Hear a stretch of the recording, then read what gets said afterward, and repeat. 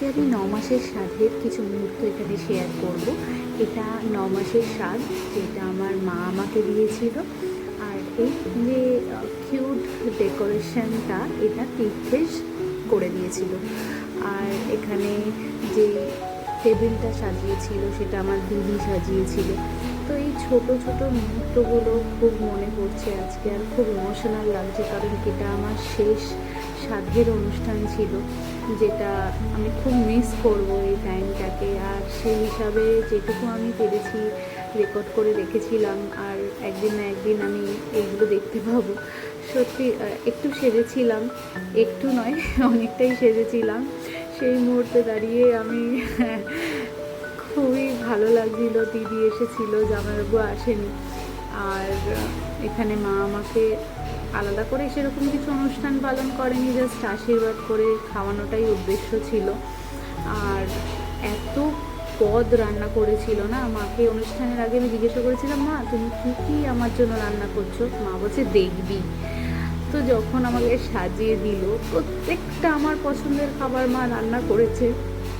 আমি জাস্ট দেখে অবাক হয়ে যাচ্ছি যে মা এত প্রবলেমেটিক সিচুয়েশানে ছিল। তখন দিদার কত শরীর খারাপ ছিল, আর সেই সময় দাঁড়িয়ে মাকে আমি বলেছিলাম আমাকে 7 দিতে হবে না, কি দরকার, আমার তো অলরেডি একটা 7 মাসের অনুষ্ঠান হয়ে গেছে অনেক বড় করে, তোমাকে আর কিছু করতে হবে না। তো সেখানে দাঁড়িয়ে থেকে মা এত এত আয়োজন করে ফেলবে আমি ভাবতে পারিনি, এত সুন্দর।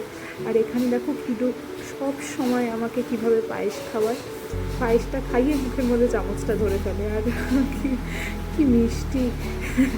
আমিও একটু পায়েস খাইয়ে দিয়েছি ওকে, দিয়ে খা তোর খেতে। আরও খুব খিদে পেয়ে গেছিলো ওই সময়, তাই জন্য তাড়াহুড়ো করছিল খাবে বলে। আর এখানে আমি যখন ভাতের ফার্স্ট বাইটটা নিই, তখন আমার জেঠিমা বলেছিল যে ছোট করে হাঁ কর, ছোট করে হাঁ কর। সেই জন্য আমি হেসে ফেলেছিলাম, কারণ আমি অনেক বড় করে হাঁ করছিলাম। আর এই এই অল্প কিছু লোক নিয়েই আমার সাধারণ অনুষ্ঠান হয়েছিল। আর আমার এই বেবি বাম নিয়ে আমি একটু ফটোশুটো করে নিয়েছি। আর তীর্থেশের সাথেও একটা ছোট্ট স্মৃতি রেখে দিয়েছি আমাদের 3 জনের। এই ছিল আমাদের সাধের অনুষ্ঠান 9 মাসের। খুব বেশি ভিডিও বা কিছু করার ছিলই না, তাই এই ছোট মুহূর্তগুলো রেখে দিলাম স্মৃতির কাগজে। একটা নতুন কিছু ভালো লাগবে।